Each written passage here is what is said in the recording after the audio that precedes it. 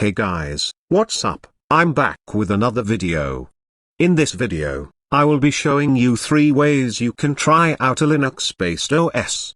Linux is the alternative OS to Windows and Mac OS, and being a free and open source system, this means anyone with a bit of technical know-how can study the code, modify it, or develop your own system.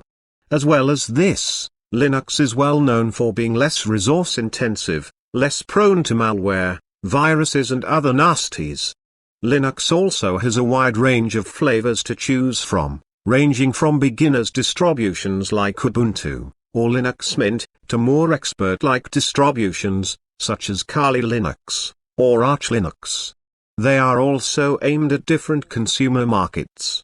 For example, Ubuntu and Mint are for average PC users, while Fedora, OpenSUSE and other advanced distributions are more targeted towards developers, testers, and the more advanced and skilled people.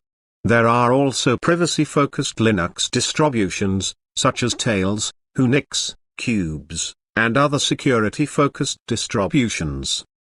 There are several ways you can try Linux on your machine, the first of which is through virtualization. If you are thinking of switching to Linux, or just want another OS to play around with, then this method might be the best one for you, as you can do whatever you want in a sandboxed environment, without too much worry of any potential malware or virus to spread to your host machine.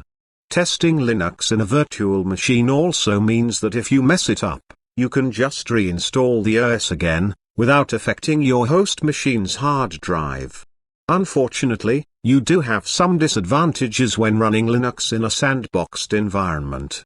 One of them is that your performance is reduced to what's allocated to your virtual machine. So, if you need to do graphically demanding tasks, running Linux in a virtual machine is not going to be a viable option. You would need to install it on your main machine, or run it live off of a USB, which leads me to my next point, flashing and running Linux on a USB.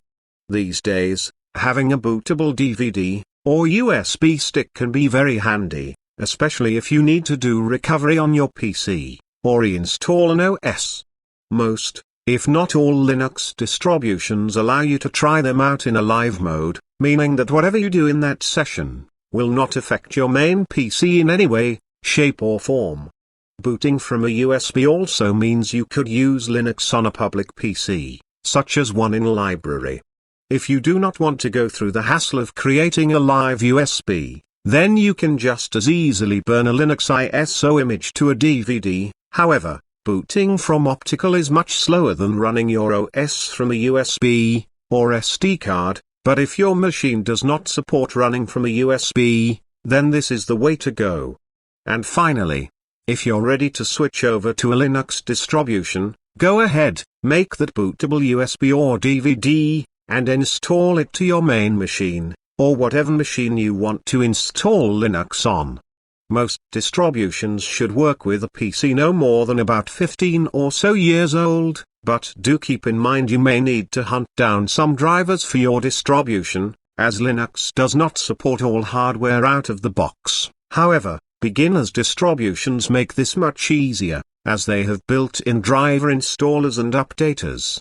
If you would like to begin your journey with Linux, or want to transition over to Linux, I would highly recommend you try a distribution such as Linux Mint, Ubuntu, Whonix OS, Pop! OS, or one of the many other Linux distributions. Alrighty, that's it for this video folks. Please remember to hit that subscribe button, and do be sure to give my videos a thumbs up, it would be much appreciated, and do enable notifications, so that you won't miss out on any future videos. I hope you all have a wonderful new year, and until next time, bye for now.